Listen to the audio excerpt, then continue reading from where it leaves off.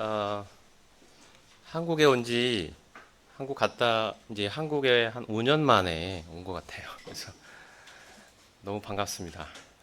그 사이에 많은 일들이 있었더라고요. 그런데 어제 아침에 태국에서 한국 땅을 밟았고요. 그리고 이제 여러 저녁 때 청년들하고 교제하는 시간도 있었고 장로 형제님들 식사도 같이 했는데 여튼 그동안 이제 말씀 시작하기 전에 꼭 말씀드리고 싶은 것은 성도님들께서 그동안 태국에 있는 저희 가정과 성도들을 위해서 기도해 주시고 또 많은 또 도움을 주시고 했던 것들에 대해서 꼭 감사의 말씀을 먼저 드리고 싶습니다. 그리고 제가 이제 한국에 간다고 하니까 그곳 성도들이 이런저런 말을 했어요. 한국 가면 이거 전달해 달라 하는 중요한 내용이 꼭 감사를 표현해 달라 이런 말씀들을 많이 하셨거든요. 저희가 이제 태국 성도들을 위해서 기도하고 성도님들이 또 이렇게 도와주시고 하는 것들에 대해서 실제적으로 많이 감사를 많이 하고 있습니다. 마음속으로 성도들이. 예를 들어서 저번에 코로나가 한참일 때 실제 그 생활이나 생계에 타격이 많이 있었거든요. 많은 성도들이. 근데 또 대학로 교회 성도님들께서 교회에서 그 헌금을 보내주셔서 이렇게 한 가정마다 이렇게 제가 돌아다니면서 어, 일정한 금액씩 이렇게 전달해드리고 했었어요. 그런 것들에 대해서도 실제적인 도움들이 됐거든요. 금액의 단위가 굉장해서가 아니라 그런 것들에 대해서 성도들이 관심을 갖고 있고 기도하고 있구나 이런 것들에 대해서 이제 뭔가 사랑을 받는 그런 느낌을 받고 또 실제적으로 일정 부분은 또 도움도 되고 해서 그러한 모든 것들 통해서 또 주님께서 영광을 받으시고 했던 것들에 대해서 감사를 드립니다. 계속 기도해 주시고 자세한 사역의 내용들은 아마 캠프 때 좀 충분하게 설명을 드리는 게 좋을 것 같아서 오늘은 태국 이야기는 일단 잠시 밀어놓고 캠프 때로 먼저 감사의 말씀 드리고 말씀을 시작하도록 하겠습니다.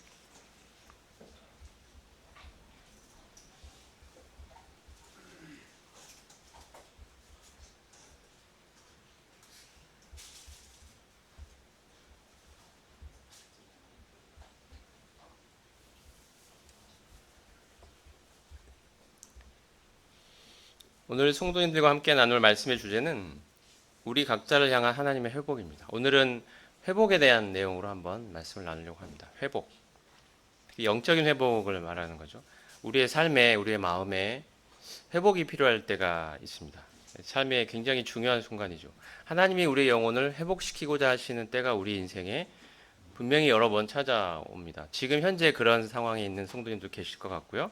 앞으로도 맞닥뜨릴 분들이 있을 수 있습니다. 저도 마찬가지고 오늘은 성경에 있는 에스라와 느헤미야 이야기를 통해서 하나님의 회복에 관한 역사를 한번 살펴보려고 합니다. 먼저 역사적인 걸 살짝 이야기를 해보면 이게 지금 다윗성과 솔로몬 성전이죠. 그 아랫부분이 다윗이 지었던 다윗성이고요. 그 윗부분이 솔로몬이 그 후에 성전을 지었던 곳입니다. 그런데 이게 남유다가 하나님께 불순종하고 하나님 거역하고 하는 바람에 바벨론에 의해서 멸망을 당했죠. 주전 586년경에 멸망을 당했습니다. 성전은 파괴되고 성벽은 무너져 회파되어 있는 상태입니다. 어떨 때 우리의 영혼의 상태가 마치 이와 같다라고 느끼는 경우들이 있을 수 있습니다. 하나님의 성전은 하나님과 나와의 직접적인 교제, 관계를 의미한다고 생각이 되고요. 성벽은 나와 세상, 나와 죄와의 관계를 의미한다고 할 수 있을 것 같습니다. 나를 보호해줘야 되는 어떤 것들이 파괴되고 내 마음 영적인 상태가 황량해 있는 것 같은, 메말라 있는 것 같은 그런 상황.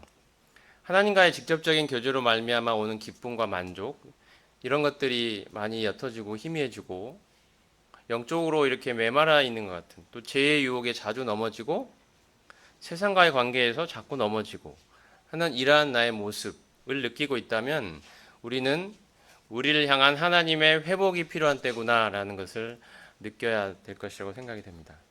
하나님은 과연 우리를 어떻게 회복하시느냐? 그 이야기를 오늘 해보려고 합니다.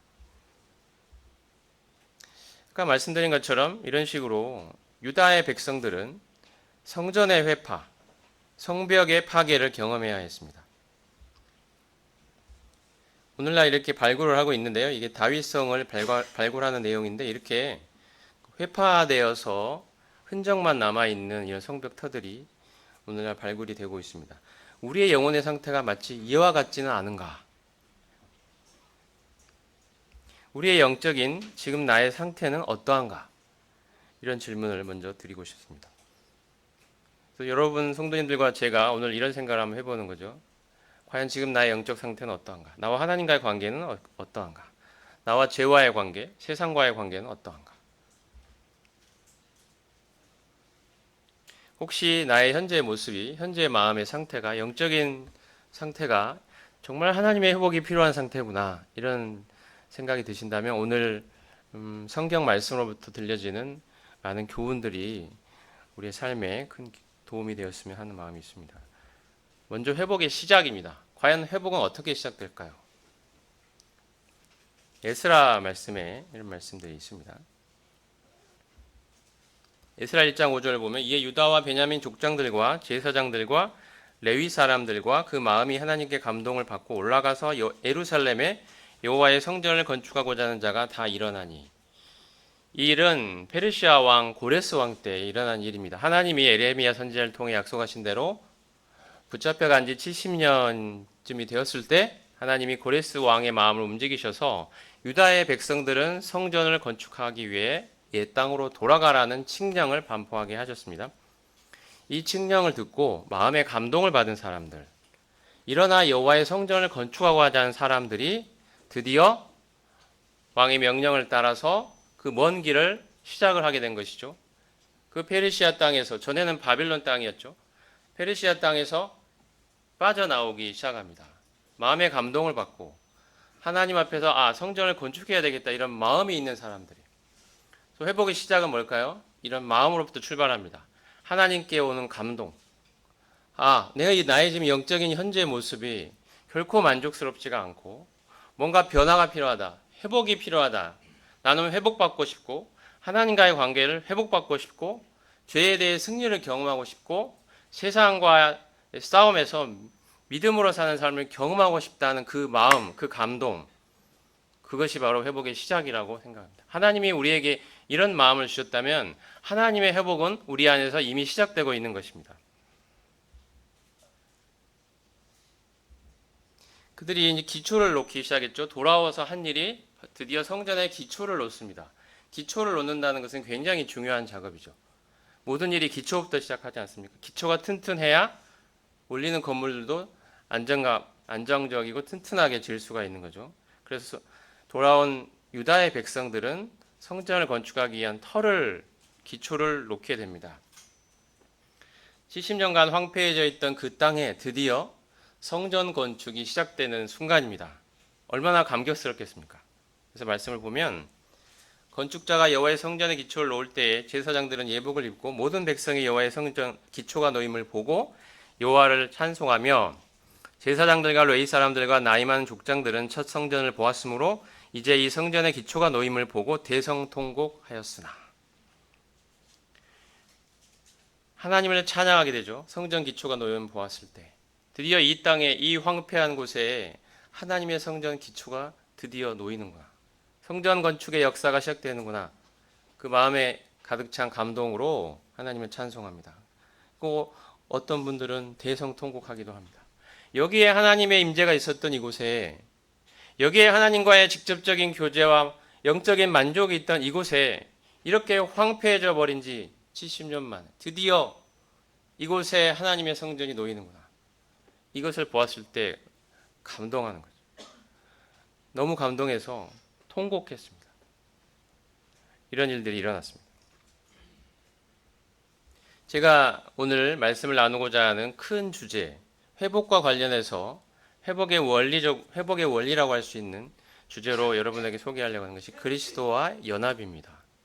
그리스도와 연합. 그리고 제가 전에 썼던 책인데요. 내 안에 사시는 주님이라는 책을 보면 이런 식으로 그리스도와의 연합에 대해서 정리를 해놓은 부분이 있습니다. 오늘은 이 부분을 함께 소개를 해드리려고 합니다. 그리스도와의 연합에 기초가 있고 핵심이 있고 지속이 있습니다. 그리스도와의 연합이라는 뜻은 내가 그리스도를 믿을 때 그리스도와 내가 하나로 연합되어 있다는 것입니다. 내가 그리스도 안에 있고 그리스도가 내 안에 있다. 이것이 우리의 믿음이 설명할 수 있는 저는 최고의 하나님과 주님과의 관계를 설명하는 최고의 표현이라고 생각하거든요. 성경에 있는 내가 그리스도 안에 있다. 그리스도가 내 안에 계시다. 그래서 그리스도와 나는 이제 하나가 되었다. 이 진리야말로 우리와 하나님과의 관계를 설명해내는 가장 아름답고 중요하고도 핵심적인 원리라고 생각이 됩니다. 모든 문제는 여기서부터 시작되는 거죠. 하나님과의 그 관계에서부터 출발합니다. 그러니까 우리의 회복도 바로 이 지점부터 시작되어야 하는 것이죠. 나와 하나님과의 관계는 지금 어떠한가? 나는 하나님과의 관계에서도 올바른 자리에 서 있는가? 그래서 가장 그 기초, 방금 성전의 기초를 놓는 걸 보았는데 그 기초는 부활하신 그리스도가 내 안에 나의 주인으로 계신가? 이게 중요한 질문입니다. 우리가 그리스도의 십자가에 대해서 많은 이야기를 합니다. 저는 충분히 많은 이야기를 했기 때문에 이 시간에는 부활에 대해서 이야기를 좀 더 해보려고 합니다. 그리스도는 십자가에서 죽고 끝나신 분이 아니라 부활하셨죠. 부활을 통해 그분이 단지 이대한 인간이 아니라 이 땅에 오신 살아계신 하나님이라는 사실을 분명하게 드러내셨습니다. 그리스도를 믿었던 초기의 성도들은 다 이 사실을 믿은 거죠. 예수라는 이름을 가진 사람이 이 땅에 오신 살아있는 하나님이다. 그리고 성경이 더 말하는 것은 그 하나님이 이제 우리 안에 계시다는 것입니다. 내 안에 오셨다. 부활하셨을 뿐 아니라 지금도 살아계시고 그 하나님이 그 그리스도가 이제 내 안에 계신다. 내가 하나님을 모신 자가 되었다. 내 마음에 나의 주인으로 이 사실이 가장 중요한 기초가 된다고 생각합니다. 여러분 성도님들 생각해 보시기 바랍니다. 스스로의 믿음을 한번 점검해 보십시오. 과연 나는 그리스도가 내 삶의 주인이라고 고백할 수 있는가? 내 마음에서 나를 다스리고 계신가? 내 삶을. 태국에 가서도 이 이야기를 계속 5년 동안 해왔습니다. 그리스도가 나의 주인이신가요? 나를 구원하신 분에 그치고 있는 건 아닌가요? 과연 내 삶을 움직이는 것은 주님입니까? 내 자신입니까? 주님은 내가 어려움을 당할 때 와서 도와주는 분에 그치고 있지는 않습니까? 어려울 때마다 주님 도와주세요 하지만 그 어려움이 사라지고 나면 계속해서 내 자신이 주인 노릇하며 살아가는, 주님은 그저 돕는 자에 불과한, 내 삶을 주관하고 움직이고 다스리시는 주인이 아니라 그저 돕는 자, 여기에 불과하다면 내 영적인 삶의 기초는 지금 무너져 있는 것입니다. 회파되어 있는 것이죠. 우리의 회복은 바로 이 지점부터 시작되어야 합니다. 주님은 살아계십니다.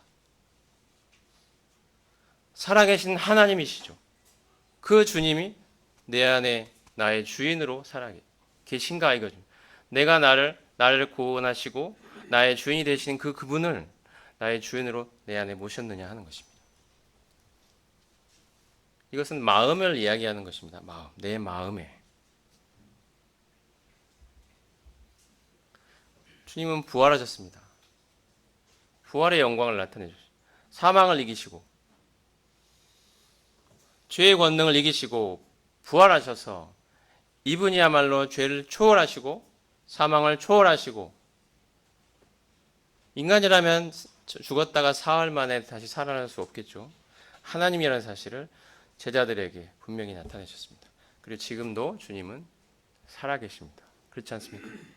근데 더 감사한 것은 내 안에 오셨다는 거죠. 부활하신 주님이 지금도 나와 함께 하시다는 거예요. 내 안에서 떠나지 아니하시고.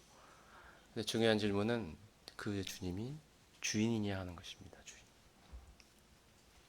로마서 14장 8절 9절 같이 한번 읽어볼까요, 성도님들? 시작. 우리가 살아도 주를 위해 살고 죽어도 주를 위하여 죽나니 그러므로 사나 죽으나 우리가 주의 것이로다. 이를 위하여 그리스도께서 죽었다가 다시 살아나셨으니 곧 죽은 자와 산 자의 주가 되려 하십니다. 그리스도께서 죽었다가 다시 사신 그 이유와 목적은 죽은 자와 산 자의 주가 되려 하셨다. 여기서 주라는 단어는 한자로 주인 주자죠. 그리고 원어를 보더라도 퀴리오스라고 되어 있습니다. 이것은 구약 성경에 나타나 있는 여호와라는 단어를 헬라어로 번역한 사람들이 선택한 하나님의 이름에 해당되는 단어입니다. 그 뜻은 주인이라는 뜻입니다. 하나님 여호와의 이름을 번역하기 위해 선택했던 그 단어, 그것은 주인이라는 뜻을 가진 퀴리오스입니다. 그리고 예수님의 제자들은 예수님을 향하여 그 퀴리오스를 사용했습니다. 왜 그랬을까요? 바로 예수님이야말로 우주, 모든 만물을 만드신 그 창조주 하나님이시기 때문이죠. 그 퀴리오스이기 때문입니다. 주인이시기 때문이죠. 그래서 주님, 그 온 만물의 창조주 하나님이 이 땅에 오셔서 죽으시고 다시 사셨으니 이는 죽은 자와 산 자의 주가 되려 하심이라. 주인이 그 퀴리오스가 되려 하셨다고 말하고 있습니다. 그래서 우리는 사나 죽으나 주의 것이다. 살아도 주를 위하여 살고 죽어도 주를 위하여 죽는 자로 우리가 변화된 거죠. 이것이 우리의 신분이고 우리의 정체성 아닙니까? 사나 죽으나 내 삶의 주인은 그리스도하고 고백하며 그분을 위해 살아가는 삶. 죽어도 주를 위하여 죽고 살아도 주를 위하여 죽는 삶. 이것이 우리의 믿는 자의 고백 아닙니까? 주님을 정말 올바로 믿는 자의 고백입니다. 이것이 우리의 신앙의 가장 중요한 기초입니다. 이것이 무너져 있다면 우리는 회복을 받아야 되는 것입니다. 과연 죽었다가 다시 살아나신 그리스도는 나의 삶에 있어서도 나의 주가 되어 계신가? 이 질문을 반드시 던져야 하고 여기에 부족함이 있다면 반드시 내 마음을 돌이켜서 그 분의 영광을 보고 고백해야 된다고 생각합니다. 그리스도야말로 부활하신 그리스도야말로 저 개인의 주인이십니다. 제 삶은 이제 주님의 것입니다. 주님이 저의 삶을 다스리십시오. 주님의 영광을 위하여 제가 살아가겠습니다. 이것이 회복의 기초입니다. 이것이 분명해져야 합니다. 이것이 분명하지 않으면 그 위에 어떤 것을 쌓는다 할지라도 결코 성공할 수 없고 무너져 내립니다. 그 수많은 성경 지식들이 왜 내 삶에 직접적인 힘이 되고 있지 않는가? 그것은 주님이 내 삶에서 주인 노릇하고 있지 못하시기 때문이죠. 내 삶을 이끌어가고 있지 실제적으로는 못하십니다. 내 허락을 받아야 되는 거죠. 우리가 주인이라면. 우리는 보통 허락하지 않습니다. 내가 하고 싶은 일이 있고 내가 이뤄내고 목표가 있고 내가 원하는 삶이 있거든요. 근데 주님은 와서 도와주시면 돼요. 그렇게 잘 살 수 있도록. 간섭하지 마세요. 개입하지 마세요. 그냥 힘들 때 어려울 때만 도와주시면 돼요. 이게 나와 하나님과의 관계라면 이 기초가 지금 무너져 있는 거죠. 이게 반드시 회복이 되어야 됩니다. 주님은 저의 주인이십니다. 태국에서 여러 기존의 성도들을 볼 때 또 믿음을 고백했던 청년들을 볼 때도 이런 생각이 들 때가 많습니다. 그들의 삶이 일어나고 있는 많은 문제들, 어려움들 속에 고꾸라지고 넘어지고 세상 속으로 이렇게 사라져버리고 들어가버리고 침체되어 있고 무너져 있는 모습들을 볼 때 이런 생각이 드는 거죠. 정말 살아계신 그 주님이 주인이시라면 저런 일은 일어나지 않을 텐데. 그들이 주인 노릇하고 있기 때문에 주님이 개입해 들어갈 틈이 없는 것입니다. 막고 있는 거죠. 분명해져야 합니다. 이 문제에 대해서. 과연 그 살아계신 주님은 나의 주인이 맞는가?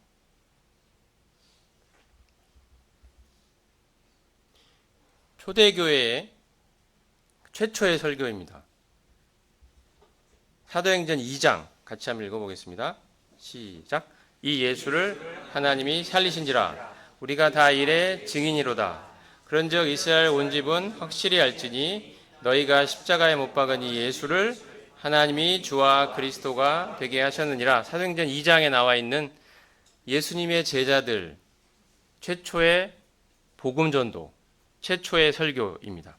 그 핵심 메시지는 예수님은 부활하셨는데 그래서 우리로 하여금 그 예수님이 단지 위대한 인간이 아니라 이 땅에 오신 주요 그리스도라는 사실을 설파하고 증거하고 증언했습니다. 예수님의 호칭이 있죠. 우리가 예수님을 뭐라고 부릅니까? 주 예수 그리스도. 이게 우리의 믿음 아닙니까? 그렇다면 이건 예수님과 나와의 관계를 지금 설명하고 있는 단어입니다. 주는 말 그대로 주인입니다. 예수는 무슨 뜻이죠? 구원자라는 뜻이죠. 그리스도는 뭡니까? 왕입니다. 메시아. 왕, 나의 왕. 그래서 우리가 예수님을 나의 주 예수 그리스도라고 부르고 믿는 것은 무엇과 같습니까? 그 예수, 그분이 나의 주인이며 나의 구원자이며 나의 왕이라고 고백하는 것입니다. 나의 주인, 나의 구원자, 나의 왕. 여기가 분명해져야 된다는 거죠. 우리 믿음의 기초가 이 지점에서 분명해져야 합니다. 나에게 주님은 어떤 분인가? 나의 구원자가 맞습니까? 나의 주인이 맞습니까? 나의 왕이 맞습니까? 바로 이 지점에서 분명해져야 합니다. 이것이 기초입니다. 우리의 회복은 여기에서 일어납니다. 여러분 회복을 원하십니까? 회복 받기를 원하십니까? 우리가 바뀌어야 되겠죠. 나는 안 바뀌는데 바뀔 생각이 없는데 회복은 받고 싶다. 이런 지는 있을 수 없습니다. 내가 바뀌어야 됩니다. 하나님이 나를 바꾸려고 하세요. 근데 우리는 거부하고 있을 때가 많습니다.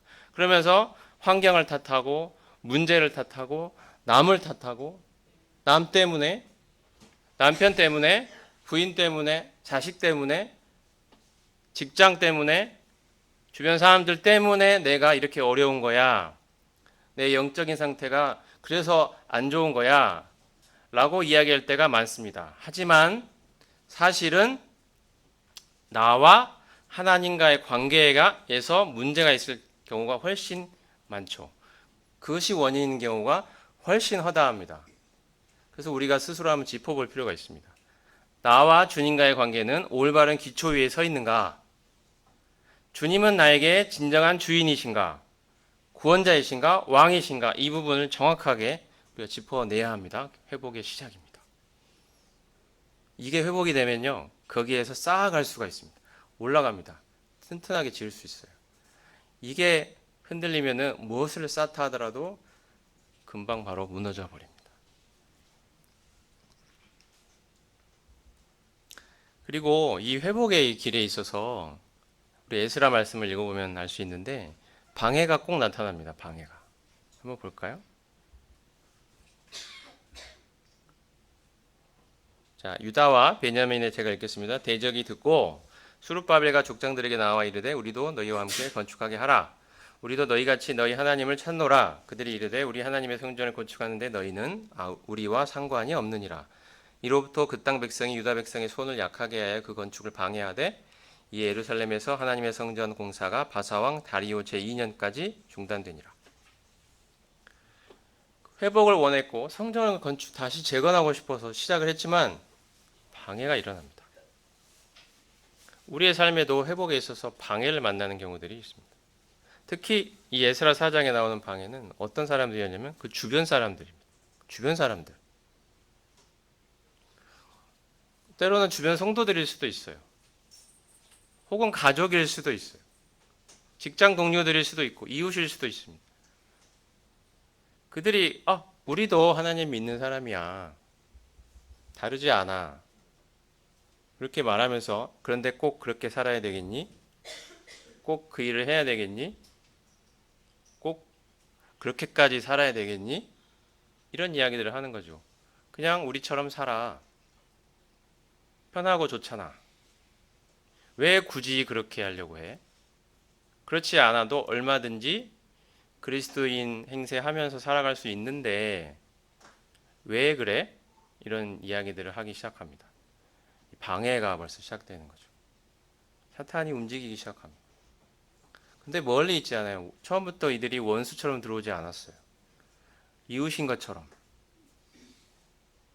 같은 하나님 믿는 사람인 것처럼, 우리도 너희 하나님을 찾는 사람이야. 이렇게 오기 시작합니다. 우리가 주의를 많이 해야 됩니다. 방해가 꼭 일어난다. 근데 그 방해는 멀리서 오는 경우도 있지만 아주 가까운 데서 일어나는 경우가 훨씬 더 많다. 그래서 실제로 성전 건축이 시작했다가 중단돼 버립니다. 안타깝지만. 그래서 하나님이 학개와 스가랴 선지자를 보내서 이스라엘 백성들의 마음을 다시 한번 깨우치십니다. 학개와 스가랴가 이 유다 사람들에게 예언을 하죠. 학개, 스가랴. 하나님의 회복을 경험하라고 이야기합니다. 중단하고 있으면 안 돼. 멈추지 마. 주변 사람들이 뭐라 한들 그들의 말에 기울이지 마. 너에게 일어난 하나님의 그 회복의 역사에 주목을 해라. 이 이야기를 하고 있습니다. 다시 시작해. 그동안 혹시 넘어져 있었니? 무너져 있었니? 다시 일어나. 할 수 있어. 해야만 해. 이 이야기를 하는 것입니다. 그리고 그 길에 하나님이 함께 하실 거야. 이것은 하나님이 시작한 일이니까. 그렇지 않니? 이 이야기를 지금 학개와 스가랴가 하고 있는 것입니다. 하나님의 성전을 재건하라. 학개 1장 2절, 4절, 7절, 8절. 같이 한번 읽어볼까요? 시작. 만일 만군의 여호와가 이같이 말하여 이르노라. 이 백성이 말하기를 여호와의 전을 건축할 시기가 이르지 아니하였도다 하느니라. 여호와의 말씀이 선지자 학개에게 임하여 이르시되 이 성전이 황폐하였거늘 너희가 이때에 판벽한 집에 거주하는 것이 옳으냐? 만군의 여호와가 말하노니 너희는 자기 행위를 살필지니라. 너희는 산에 올라가서 나무를 가져다가 성전을 건축하라. 그리하면 내가 그것으로 말미암아 기뻐하고 또 영광을 얻으리라. 나 여호와가 말하였다. 사실 이 말씀은 올해 초에 태국 성도들에게 했던 그런 말씀입니다. 태국에도 이러한 하나님의 회복이 필요하고요. 그리고 구체적으로 또 저희가 하고 있는 것 중에 성전 건축과 비슷한 저희 성경 교육 센터를 저희가 건축하고 있는 그런 상황과도 맞물려 있습니다. 단순히 건물을 건축한다는 게 중요한 게 아니라 저는 이것이 영적인 회복에 맞물려서 성도들을 하여금 주님과의 관계가 더 분명히 가까워지고 주님께 헌신하는 그런 기회가 되기를 기도하고 있습니다. 하나님의 성전을 재건하라. 이건 우리가 피할 수 없는 하나님의 우리를 향한 명령입니다. 우리의 삶에 존재하는 이유이고 목적일 수 있습니다. 우리가 왜 이 땅을 살아가죠? 뭐 때문에 살아갑니까? 우리의 꿈을 이루기 위해, 나의 행복을 위해 사람들은 그렇게 말하죠. 주변 사람들은 다 그렇게 말할 것입니다. 너 왜 살아? 행복하려고. 왜 살아? 내 꿈을 이루기 위해서. 그 꿈을 이룬 사람들은 칭송하고 부러워합니다. 하나님은 어디 갔습니까? 나를 지으시고 창조하시고 나의 인생의 주인이라고 고백하는 그 하나님이 나를 위해 가지신 그 인생의 목적은 어디로 갔습니까? 내가 왜 이 땅을 살아갑니까? 무엇 때문에? 하나님이 왜 남겨놓으셨죠? 우리가 이 생각을 한번 해보자는 것입니다. 내가 이 세상에 존재하는 것은요, 성전을 재건하기 위해 있는 것입니다. 사람들은 말하고 우리 안에도 이런 음성이 있을 것입니다. 아직 때가 이르지 아니하였다. 좀 더 내 삶의 기반을 더 닦고 안정적이 되면 그때 가서 주님 섬기면 되지. 꼭 지금 해야 돼? 저도 처음에 성경교육센터 지으려고 그런 마음을 계속 가졌지만 나중에 자세한 이야기는 나중에 캠프 때 해드리겠습니다만 마음에 과연 지금이 그때일까? 짓는다고 누가 와서 배울 사람이 있을까? 건물만 지어놓고 활용을 못하게 되지는 않을까? 그런 생각이 있었어요. 솔직히 있었습니다. 상태를 보면서, 상황을 보면서. 근데 이 말씀을 읽다가 이게 내 마음에 이게 합당치 않은 생각을 하게 됐습니다. 내가 지레 그런 생각을 하고 아직 때가 이르지 않았구나 라고 내 생각을 앞세워서 내 상황 판단을 하고 하나님이 하려고 하시는 일을 중단하고 있지는 않나 이런 생각을 하게 됐죠. 다시 한번 기도하고 우리 합시다. 시작합시다. 거기 형제들하고 이야기를 하고 시작하게 됐습니다. 제가 태국에 처음에 선교를 시작하기로 생각했을 때 또 하나님이 제게 주셨던 말씀이기도 합니다. 이 성전이 황폐하였거늘 너희가 이때 판벽한 집에 거주하는 것이 과연 옳은 일이냐.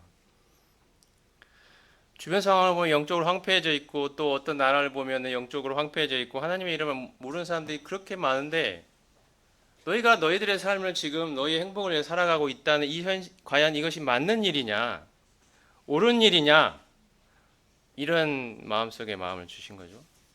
그렇다면 그 하나님의 회복의 역사에 너도 동참을 해라. 저는 이 일이 제가 하고 있는 이 태국에서 하는 일이 회복의 역사, 하나님의 회복에 동참하는 일이라고 생각합니다. 제가 무슨 일을 막 벌리고 하는 그런 게 아니라 하나님이 일으키고 계신 그 회복의 역사에 감사하게 동참하고 있는 거죠. 하나님의 은혜로. 하나님 말씀하십니다. 너희는 자기 행위를 살피지니라. 너 무엇 때문에 살아가니? 뭐 하려고 사니? 이 땅에 왜 존재하니? 하나님이 너를 이 땅에 두신 목적을 알고 있니? 그 이야기를 하십니다. 우리의 삶의 목표가 어디에 있어야 하는가? 하나님은 분명하게 우리에게 이야기하십니다. 너희는 산에 올라가서 나무를 가져다가 성전을 건축해라. 네 삶의 재료를 가지고 하나님의 회복의 역사에 동참해라는 것이죠. 삶의 재료를 가지고 하나님이 주신 은혜로 주신 그 삶의 재료들, 나무를 가져다가 성전 짓는 일을 위해 쓰라는 것입니다. 네 행복, 너의 만족, 너의 기쁨, 너의 꿈, 그걸 위해 쓰지 말고 하나님이 이 세상에서 지금 하고 계신 그 회복의 역사에 너의 삶을 드리라는 거죠. 동참하라고. 우리가 가지고 있는 재능, 물질, 내 삶의 일부, 그 시간들, 이런 모든 것들을, 그리고 내 삶 전체를 그 하나님의 회복에 쓰라는 것입니다. 이게 저는 우리 개인을 향한 하나님의 목소리이며, 우리가 주변 상황을 바라볼 때, 영적인 상태를 볼 때 이 시대를 향한 하나님의 분명한 음성이라고 생각합니다. 그렇게 할 때 하나님이 기뻐하고 영광을 얻을 거라고 말씀하셨습니다. 우리가 어떻게 하나님을 기쁘게 할 수 있을까요? 어떻게 하나님 영광을 돌릴 수 있습니까? 바로 우리가 하나님의 회복의 역사에 내 삶을 드릴 때 하나님은 기뻐하시고 영광을 얻으실 것입니다. 이게 우리의 삶의 목표가 되어야 되지 않겠습니까? 그래서 그 이야기를 드리는 것입니다. 우리는 정말 기초가 올바로 놓여 있습니까? 하나님과의 관계에서? 살아계신 그 주님은 내 인생의 주인이 되십니까? 그리고 나는 내 삶을 이 하나님의 방해에도 불구하고 이 성전 재건하는 일에 내 삶을 드리고자 하십니까, 여러분?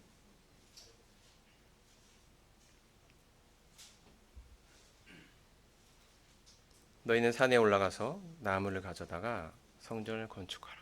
우리의 가정, 우리의 사업체, 우리의 직장, 이것을 가져다가 무엇에 쓰라고요? 성전 건축하는 일에 쓰라고. 그럴 때 하나님 기뻐하실 거다고, 영광을 얻으실 거라고 말씀하십니다. 베드로전서 3장 15절에 너희는 마음에 그리스도를 주로 삼아 거룩하게 하고 너희 속에 있는 소망에 관한 이유를 묻는 자들에게는 대답할 것을 예비하되 온유와 두려움을 하라. 우리 마음에 그리스도를 주로 삼았는가? 그 이야기를 했고요. 그러므로 너희가 그리스도 예수를 주로 받았으니 그 안에서 행하라. 저는 이 말씀이 우리의 신앙을 가장 잘 표현하고 있는 말씀이라고 중에 하나라고 생각합니다. 우리가 예수님을 믿을 때 그리스도 예수를 주로 받았습니다. 다른 존재가 아니라 주로 받았다. 주로 모셔드렸습니다. 내 인생의 주인이라고.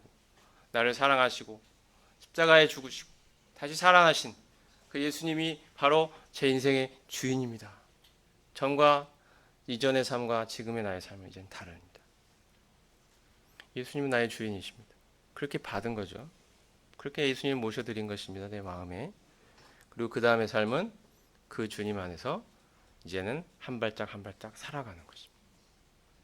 결코 믿을 때의 믿음과 나중의 믿음이 다르지 않습니다. 같은 믿음으로 우리는 살아갑니다. 실제 삶에서 이제 적용하며 순종하며 살아가는 거죠. 그 믿음을, 동일한 믿음을. 그래서 우리의 내 마음에, 이게 동그라미가 내 마음이고요. 그 마음에 이 의자는 보좌입니다. 그 왕이 앉아 있는 보좌.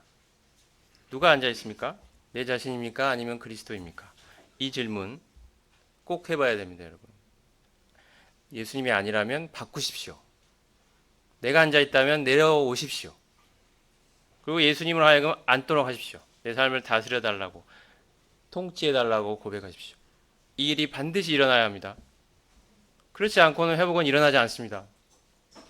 내 삶은 여전히 계속 황폐한 가운데 있을 것입니다. 세상에 나가서도 힘이 없고 교회 와도 서먹서먹하고 뭔가 그 중심으로 들어가 있지 않고 주변만 맴도는 것 같고 세상에 나가서도 세상 사람들하고 완전히 똑같게 살 수는 없는데 그렇다고 내가 그들에게 다른 점을 보여주고 있지도 못하고 이런 애매하고 어정쩡한 그러한 모습으로 힘없이 살아가고 있는 나의 모습을 본다면 가장 먼저 해야 될 일이 뭘까요? 이 회복의 일에 있어서 내 마음의 주인 자리를 바꿔내야 하는 것입니다. 그리스도가 주인이 되셔야 합니다. 분명하게 고백하십시오. 제가 지금까지 주인 노릇 해왔다면 고백해야 합니다. 회개하고 고백해야 합니다. 주님이 내 인생의 주인이라고 내 삶을 주님 뜻대로 사용하십시오. 그것이 저의 기쁨입니다. 이 고백이 꼭 있어지길 바랍니다.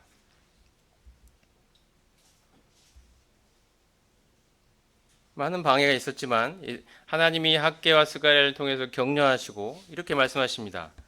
자, 제가 한번 읽어볼게요. 스알디엘의 아들 수룹바벨과 여호사닥의 아들 대제사장 여호수아와 남은 모든 백성이 그들의 하나님 여호와의 목소리와 선지자 학개의 말을 들었죠. 이 사람들은 이제 그 음성에 순종했습니다. 그랬더니 이는 그들의 하나님 여호와께서 그를 보내셨습니다. 백성이 다 여호와를 경외했다 이렇게 말합니다. 경외한다는 말은 마음속에 두려움이 있다는 거죠. 그 두려움은 심판에 대한 두려움이나 이런 것이 아니고요. 하나님이 어떤 분인지를 알기 때문에 마음속에 생기는 두려움입니다. 하나님 어떤 분입니까? 우주 만물의 창조주 하나님이시죠. 나를 지으신 영광의 하나님이시죠. 나의 주인이시죠. 거룩한 분이시죠. 죄가 하나도 없으신 분이시죠. 영광스럽고 거룩한 분 아니십니까? 그분의 권위와 영광을 볼 때 우리 마음이 어떻게 되죠? 나 같은 피조물은 엎드려지게 되는 거죠. 경외심이 일어나는 것입니다. 그 하나님께 내 삶을 모두 맡기고 순종하며 살 수밖에 없는 내가 그 존재라는 걸 알게 됩니다. 마음에 두려움이 생깁니다. 그 백성의 그 마음이 있었다는 것이죠. 어떤 분들은 이 두려움이 여호와를 경외하는 이 마음이 잘 안 보이는 경우가 있어요. 하나님 뭘 하셔도 무시해버리고 내가 뜻대로 내 뜻대로 되지. 그렇게 하면 좋게 하겠지만 난 별로 그렇게 하고 싶지 않은데. 뭘 하는데 그 새겨듣지 않아요. 마음속에 경외심이 없는 거죠. 근데 감사하게도 이때 이스라엘 백성들, 유다 백성의 마음에 경외심이 있었습니다. 그래서 들었어요. 이제 이것이 너에게 어떻게 보이느냐? 이것이 너희 눈에 보잘것없지 아니하냐? 그러나 여호와가 이르노라. 수룹바벨아 굳세게 할지어다. 여호수아야 굳세게 할지어다.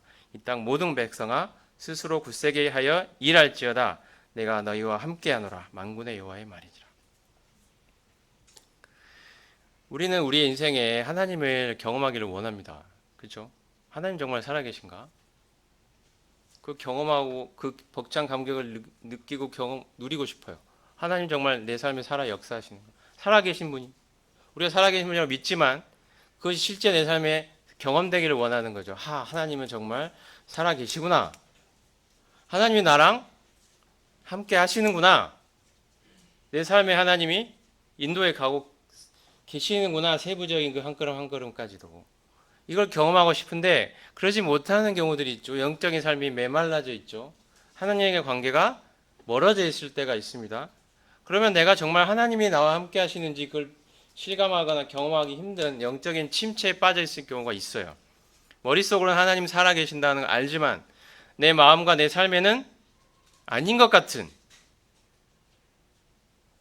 근데 어떻게 하면 우리가 이 하나님의 살아계심을 경험하며 하나님이 실제로 나의 삶에 함께 하신다는 걸 경험하며 살아갈 수 있을까요? 우리가 하나님의 일을 하고 있을 때입니다. 하나님과 상관없는 삶을 살면서 하나님이 나와 함께 하심을 경험하겠다? 있을 수가 없는 이야기입니다. 하나님의 목적과 의도가 분명히 있거든요. 근데 그러는 거 뭔지도 모르고 관심도 없고 내 삶은 내가 원하는 대로 살아가면서 정말 하나님은 나와 함께 하시나? 왜 그것이 안 느껴지지? 말이 안 되는 이야기입니다. 우리가 하나님의 일을 그 하나님의 의도와 목적에 맞는 삶을 살아가고 있을 때 하나님이 함께 하신다는 그것을 경험할 수 있는 것입니다. 그렇지 않습니까, 여러분? 하나님이 우리가 우리의 삶을 하나님께 드릴 때 하나님 계속 말씀하십니다. 우리의 연약함에도 불구하고 굳세게 할지어다. 굳세게 할지어다. 수룹바벨아, 여기 여러분의 이름을 넣으십시오. 수룹바벨아 굳세게 할지어다. 여호수아야 굳세게 할지어다. 이 땅 모든 백성아 스스로 굳세게 하여 일할지어다. 내가 너희와 함께 하노라. 이런 고백이 우리 안에 있기를 소원합니다. 하나님이 우리에게 말씀하십니다. 굳세게 하라고. 세상에 많은 유혹이 있지 않니? 나 다 알고 있다. 너의 연약함도 느끼지? 나도 다 알고 있어. 하지만 너의 마음속에 나와 함께하기 원하느냐? 그렇다면 굳세게 해라. 포기하지 마라. 또 일어나라. 흔들리지 마라. 왜? 내가 너와 함께하니까. 이거면 충분하지 않습니까, 여러분? 하나님이 나와 함께하신다. 말씀하십니다. 그래서 이제 드디어 성전을 마쳤어요. 성전 재건을. 얼마나 감격스러웠을까요? 시작했다가 중단되기도 했고 많은 방해와 어려움들이 있었는데 드디어 완공을 하게 됩니다. 에스라 6장을 보면 성전을 봉헌하는 이야기가 나옵니다. 유다 사람의 장로들이 선지자 학개와 이도의 손자 스가랴의 권면을 따랐으므로 성전 건축하는 일이 형통한지라. 여러분 어쩌면 하나님이 지금 이 시간에 하나님이 우리의 마음의 심령에 말씀하고 계신지도 몰라요. 하나님의 음성이 지금 내 귀에, 내 마음의 귀에 들려오고 있습니다. 근데 중요한 게 뭡니까? 따르냐는 거죠. 따르냐 안 따르냐. 무시할 수도 있습니다. 아, 이거는 안 될 것 같아. 근데 우리가 따르면 그 음성에 순종하면 어떻게 됩니까? 형통한지라 말씀하십니다. 성전 건축한 일이 형통한지라. 여기서 형통은 세상적인 형통을 말하는 건 아닐 것입니다. 나와 하나님과의 관계가 아무런 방해 없이 멍 뚫린 고속도로처럼 하나님과의 관계, 그 하나님과의 교제, 하나님과의 동행에서 오는 기쁨, 그 만족, 그 행복이 계속해서 매일매일 넘쳐나는 삶을 살아가게 된다는 거죠. 저희가 그런 삶을 원하지 않습니까, 여러분? 저도 마찬가지고. 어디에 있어요? 하나님의 음성에 순종하십시오. 주저하지 마시고. 그 최근에 어떤 제가 들은 이야기 중에 물이 몇 도에서 끓죠, 여러분? 100도에서 끓습니다. 근데 물을 계속 끓이는데 99도. 99도까지는 했는데 그 100도는 아니에요. 99도로 계속 유지하고 있어요. 그럼 물이 끓습니까? 않습니까? 물 끓는 점은 100도입니다. 99도로 아무리 애를 쓰고 계속해서 99도를 하려고 애를 써도 100도에 이르지 않으면 물은 끓지 않습니다. 그 1도의 차이가 별거 아닌 것 같지만 굉장한 차이가 일어납니다. 끓느냐 안 끓느냐 결정지는 것이 그 1도에 있습니다. 근데 우리는 그 1도를 넘어서는 걸 주저할 경우가 많아요. 내 삶을 하나님께 확 드려야 되는데 못 드린다고요. 주저함이 있어요. 그 1도 때문에 내 삶에는 변화가 안 일어나요. 하나님의 역사가 안 일어납니다. 왜? 그 1도 때문에. 99도로 아무리 나가 할 만큼 했어. 나 하나님 섬긴다고 섬겼어. 나름대로 할 만큼 한 거야. 근데 나는 그 1도는 그거는 안 할 거야. 나 그거는 내 걸로 남겨놔야 되겠어. 그러면 여러분, 죽었다 깨나도 물은 끓지 않습니다. 1도인 거나 99도인 거나 똑같습니다. 물을 안 끓는 거는. 그 1도를 넘어서야 합니다. 그렇지 않습니까? 100도가 돼야 됩니다. 그 1도를 넘어서야 합니다. 내 마음에 있는 그 주저함, 때로는 의구심,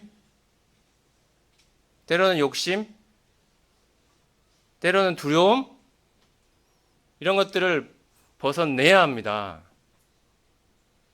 그리고 내 삶을 주님께로 투신하듯이 집어 던져 넣어야 합니다. 하나님 말씀에. 내 삶을 던져 놓으십시오. 그 1도를 넘어서십시오. 그러면 물은 끓습니다. 내가 끓여야지 해서 끓는 게 아니에요. 100도에 이르면 물은 저절로 끓어요. 그렇지 않습니까, 여러분?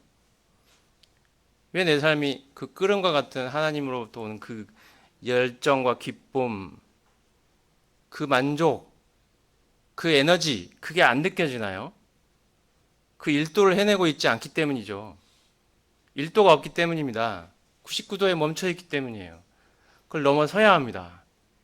하나님 원하시는 그 마음 속에 그 부분을 채워 넣어야 합니다. 하나님 기도하면서 여러분. 하나님이 각자의 마음에 분명히 음성을 들려주고 계신다고 저는 믿습니다. 너 그 부분이 부족해 지금. 그거 주저하고 있지 않니? 거기에 그거 못할 것 같아서 고개를 돌리고 있지 않니? 근데 나 지금 너 그 지점 그 이야기 지금 하고 있는 거야. 그거 반드시 해야 돼. 안 하면 물은 안 끓는단다. 네 삶에게 네가 원하는 변화와 회복은 일어나지 않아. 그 일도 때문에. 그거 반드시 해야 돼, 근데. 그러면 그 일도를 해내면요, 물은 팔팔팔팔팔팔 끓습니다. 우리의 삶이 하나님으로부터는 그 에너지, 그 생명력이 넘치는 삶을 살아갈 수 있어요. 그 성도님들도 생각해 보십시오. 하나님이 지금 내 마음에 말씀하고 있는 그 일도는 무엇인가? 이스라엘 백성이 그 순종했을 때 형통했다 돼 있고요. 이스라엘 하나님의 명령과 바사왕 고레스와 다리오와 아닥사스다의 조서를 따라 성전을 건축하며 일을 끝내되 다리오 왕 제6년 아달월 3일에 성전 일을 끝내니라. 이스라엘 자손과 제사장들과 레위 사람들과 기타 사로잡혔던 자의 자손이 즐거이 하나님의 성전 봉헌식을 행했다. 우리의 삶에 이러한 기쁨과 만족이 넘치기를 소원합니다. 대학로 성도님들 마음에 하나님으로부터 오는 그 기쁨과 만족, 행복함 속에서 하루하루 주님과 동행하며 살아가는 삶, 그 하나님 원하시겠죠? 그리고 우리가 원하는 삶 아닙니까? 그래서 우리는 그 기초를 분명히 놓아야 하고요. 그 일도를 하나님께 드려야 합니다. 그랬을 때 하나님과의 관계가 올바로 정립이 되죠. 이 성전이 드디어 완성이 되는 것입니다. 그 다음에 할 이야기는요, 성벽 건축이에요. 성전은 드디어 이제 완공이 됐거든요. 근데 성벽 문제가 남아 있어요. 허물어진 성벽을 재건하라. 페르시아 제국 때 잡혀간 유다 백성들이 이렇게 여러 차례에 걸쳐, 세 차례에 걸쳐 귀환을 했습니다. 이게 1차 귀환이고요. 2차는 이런 바빌론에서 출발해서 예루살렘까지 2차. 이때 에스라가 함께 왔죠. 지금 제가 드린 이야기는 1차 귀환 때 이야기였습니다. 성전이 건축이 됐습니다. 그 후에 몇십 년이 흐르고 에스라가 2차로 돌아오게 됩니다. 그리고 와서 지난 시대에 일어났던 성전의 건축 그리고 자기 시대 이야기를 쓴 게 에스라서죠. 그 다음에 3차 귀환은 느헤미야가 드디어 귀환하게 되는데요. 오늘 아마 느헤미야를 다 말씀드릴 시간은 없을 것 같고 이 이야기만 하려고 합니다.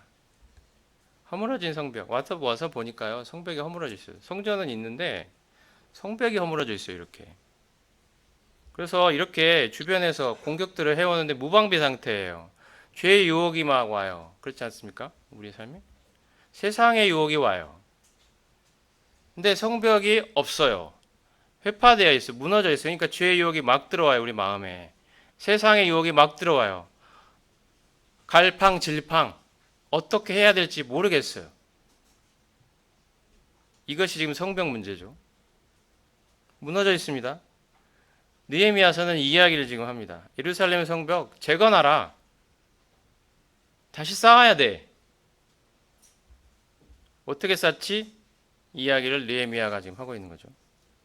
성벽이 허물어졌다는 이야기를 들었을 때 느헤미야는 왕궁에서 아주 중요한 역할을 하고 있는 고위관직이었습니다. 유다 사람이지만 이제 시간이 많이 흘렀거든요. 첫 세대는 그런 포로로 잡혀왔지만 시간이 흘러가면서 자녀 2세, 3대, 4대를 거치면서 이렇게 이제는 포로는 아니고요. 어떤 사람들 일부는 이렇게 중요 요직을 맡은 사람도 있었어요. 그래서 지금은 그 사회에 잘 들어가가지고 동화되어서 살아가고 있을 때죠. 그 중에 한 명인 느헤미야 이야기입니다. 그 형제들 중에 어떤 사람이 유다 땅에 갔다 왔는데 어떤 이야기를 느헤미야가 듣냐면은 그 성벽이 회파되어 있어가지고 거기에 있는 그 유다의 백성들이 환난을 당하고 능욕을 받고 있다는 거예요.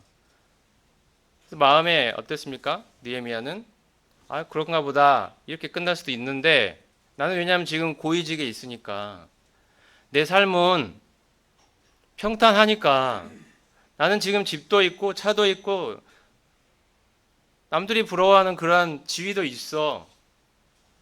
나는 충분해. 내 자식들도 자녀들도 다 괜찮아. 그러니까 그 말 들었을 때 아 참 안 됐군 하고 끝날 수도 있는데 느헤미야 어떻게 했습니까, 여러분? 내가 이 말을 듣고 앉아서 울고 수일 동안 슬퍼하며 하늘의 하나님 앞에 금식하며 기도했다고 말하고 있습니다.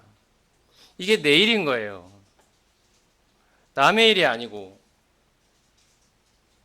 지금 태국 땅에서 하나님 모르고 죽어가고 있는 사람들 그 이야기가 그 사람들 이야기 이런이가 아니라 내 이야기가 되는 거죠. 마음에 고통이 있는 거죠. 마음에 부담이 있는 겁니다.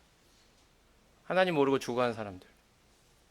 때로는 그 성도들의 이야기, 그 황폐의 그 상태에 있는 그 성도들을 생각하면 남의 이야기 같지가 않고 주변에 아무리 돌아봐도 하나님 믿는 사람은 없는 태국 사회에서 그래도 이렇게 소수지만 하나님 믿는다고 모여서 살아가고 있는데 주변은 정말 그들의 삶을 이해해주고 같이 동참해줄 사람은 찾아보기 힘든 그런 사회 속에 살면서 때로는 고민하고 때로는 어떤 사람들은 방황하고 이런 사람들이 있는 이 현실 이게 남의 이야기가 아니라 내 이야기가 지금 되는 거죠. 느헤미야는 제가 캠프 때 또 그 이야기를 자세하게 해드리겠습니다만 여하튼 이런 주변의 영적인 그 상태와 상황 그 모습이 아 나는 상관이 없어 나는 괜찮아 지금 내 삶의 개인적인 삶 큰 어려움이 없어 경제적인 부분이나 뭐 자녀적인 부분이나 어떤 여러 가지 면에서 큰 어려움이 없어 괜찮아 모른 채 무시할 수도 있죠 근데 느헤미야는 울면서 기도 하나님 앞에 하나님 제가 할 일이 무엇입니까 하나님 저는 어떻게 살아야 하죠?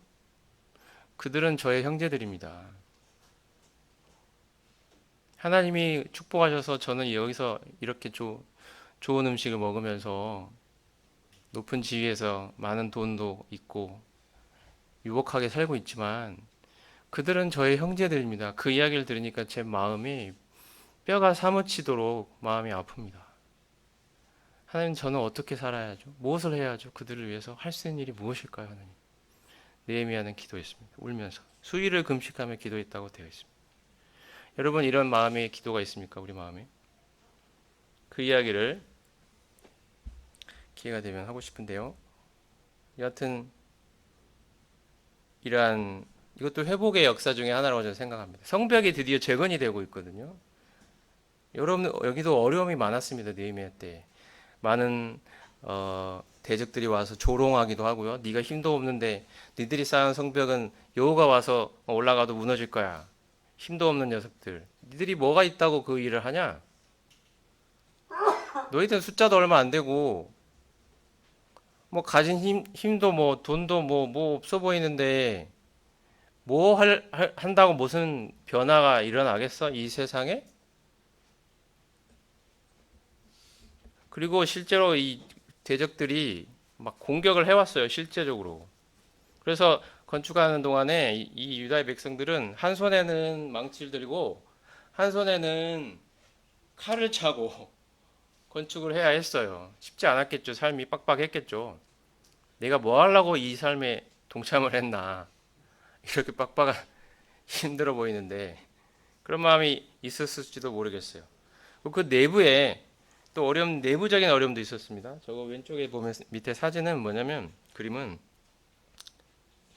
그 가난한 그 동족들에게 가난한 동족들에게 돈을 빌려준 일이 있었거든요. 이웃끼리 돈을 빌린 거죠. 돈이 많은 유다의 백성이 돈이 없는 가난한 유다의 백성들이 돈을 빌려달라고 할 때 돈을 꽂았는데 이자를 비싸게 아주 받았습니다. 아주 비싸게.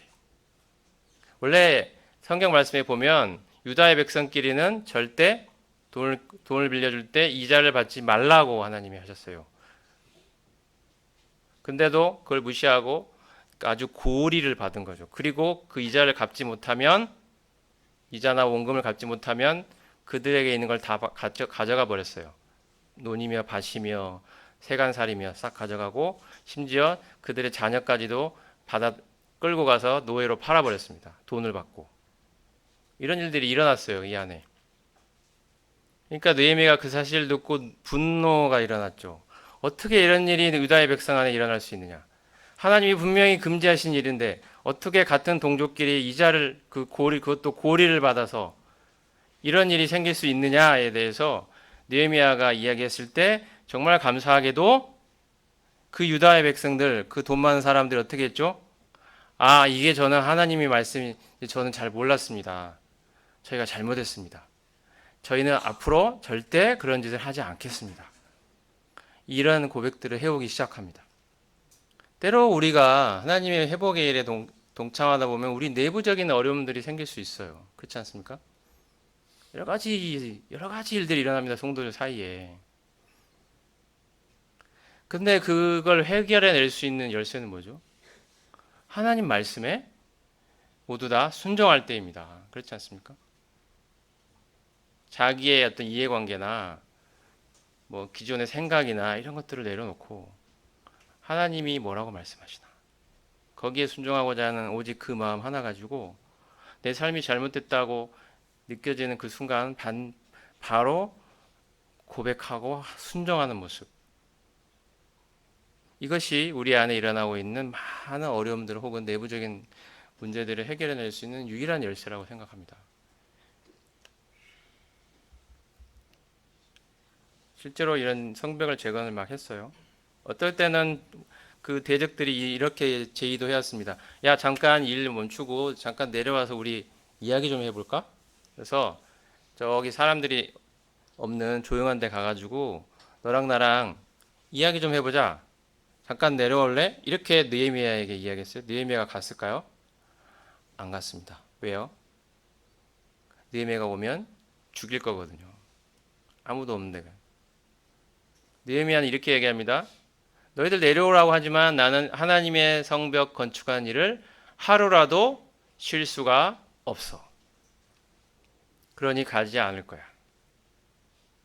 우리가 하나님의 회복의 일에 우리의 삶을 다 드리고 있을 때 우리의 모든 매일매일의 삶에 하나님이 주인 노릇하시고 그리고 나는 그 하나님과 동행하면서 기쁘고 즐겁게 행복하게 하나님과 사귀면서 살아가는 삶, 그것은 하루도 멈출 수 없는 삶인 거죠. 매일매일이 이래야 되지 않겠습니까? 주변에서 많은 것 이야기하겠죠? 아, 잠깐 멈춰. 잠깐이면 돼. 세상의 것들이 더 좋아 보이지 않니? 아닙니다, 여러분. 느헤미야처럼 우리는 하루라도 이 삶을 멈출 수 없어. 그리고 맨 마지막에 오른쪽에 있는 그림은 그 적들이 사주를 해가지고 같은 유다의 백성 중에 한 사람한테 돈을 주고 이제 느헤미야를 꼬드겨봐라. 어떻게 꼬드기냐면, 야, 지금 적들이 계속 공격하고 위험하니까 가장 안전한 곳인 하나님의 성전으로 피신을 가라. 거기는 아무도 들어올 수가 없고 너 거기 있는 줄도 모를 거야. 그러니까 성전에 들어가서 거기 방에 들어가서 문을 닫고 거기서 잠시 피신해 있으면 어떻겠느냐라는 굉장히 그럴듯한 제안을 했죠. 느헤미야가 갔을까요? 안 갔습니다. 왜 안 갔을까요? 만약에 느헤미야가 성전에 들어가면 어떤 일이 생깁니까? 거기는 제사장만 들어갈 수 있는 곳입니다. 일반 백성은 들어갈 수가 없어요. 느헤미야가 이 백성들을 어려움 중에서도 인도하고 지도해야 될 사람인데 율법을 어기고 그곳에 가게 되면 어떤 일이 생기죠? 느헤미야가 가진 지도력이 사라지게 됩니다. 느헤미야가 비난을 받게 되는 것이죠. 그리고 더 이상 리더 역할을 할 수 없는 상황이 생깁니다. 종교적으로. 그렇죠? 율법을 어겼기 때문에. 그걸 노리고 살살 꼬드겼는데 느헤미야 넘어가지 않았습니다. 이것들은 뭐냐? 바로 인도자들의 중요성입니다. 인도자들이 중요합니다.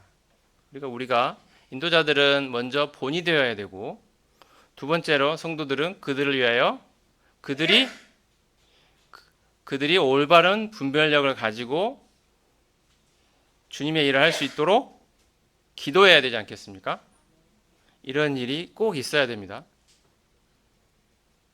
그럴 때 성벽이 재건되는 것이죠. 이제 마지막으로 느헤미야 6장 15, 16절 같이 한번 읽어보겠습니다. 시작. 성벽 역사가 52일 만인 엘룰월 25일에 끝나매 우리의 모든 대적과 주위에 있는 이방 족속들이 이를 듣고 다 두려워하여 크게 낙담하였으니 그들이 우리 하나님께서 이 역사를 이루신 것을 알미니라. 누가 이루었습니까? 하나님이. 할렐루야. 이 일이 우리 대학로교회 성도님들에게 또 우리 각자의 삶에 일어나기를 소원합니다. 이제 성벽이 완공됐습니다. 성벽이 완공됐어요. 세상의 유혹이 와도, 죄의 유혹이 와도 바로 내 안에 그리스도가 사시는 거죠. 저는 이 그림이 정확하게 그걸 설명해 낸다고 생각하는데, 바로 이 내 안에 성전은 그리스도를 의미한다고 생각합니다. 내 안에, 이 성벽 안에, 이 성벽으로 둘러싸여 있는 이 내 안에 그리스도가 사시는 거죠. 내 안에 그리스도가 사십니다. 세상의 유혹이 오고 죄의 유혹이 오고 해도 흔들리지 않는 주님이 내 안에 나의 주인으로 살고 계시고요. 나와 주님과의 관계는 막힘과 방해물 없이 그 주님으로부터 오는 기쁨과 만족, 행복함, 이걸 누리면서 매일매일 살아갑니다. 그리고 나는 시간이 되면 말씀드리려고 했는데 오늘 시간이 없어서, 나와 주님, 내 안에 주님이 사시니까 주님과 나는 하나가 되겠죠. 연합을 했어요. 죄에 대해 죽은 자가 됐고 새로운 사람, 새로운 주님의 생명으로 살아가는 새 사람이 됐습니다. 이 이야기를 이제 아마 캠프 때 아마 드릴 수 있을 것 같은데, 옛사람은 죽었고 새 사람으로 살아났습니다. 옛사람, 나를 위해 살던 사람, 내가 주인 노릇하며 살던 사람, 죄를 좋아하며 살던 사람, 그 사람은 죽었습니다. 여러분 고백하십니까, 여러분 성도님들? 그리고 이제 그리스도가 부활했을 때 나도 그 안에서 함께 부활했습니다. 새 사람입니다. 새 생명. 이게 나의 정체성이죠. 내가 연약함이 많아도 이 사실은 바뀌지 않습니다. 그렇지 않습니까? 하나님이 나를 계속 이렇게 보고 계세요. 나는 내 시야가 아닌 하나님의 시야로 내 삶을 바라보는 이 연습을 해야 되는 거죠. 아, 내 사람 안 죽은 것 같은데요? 아니에요. 죽었습니다. 저는 새 사람 아닌 것 같아요. 아니에요. 새 사람입니다. 이게 하나님의 우리를 바라보시는 시야입니다. 여러분 함께 고백해 볼까요? 옛사람은 죽었다. 나는 이제 새 사람으로 살아났다. 마지막으로 이 말씀을 읽고 마치겠습니다.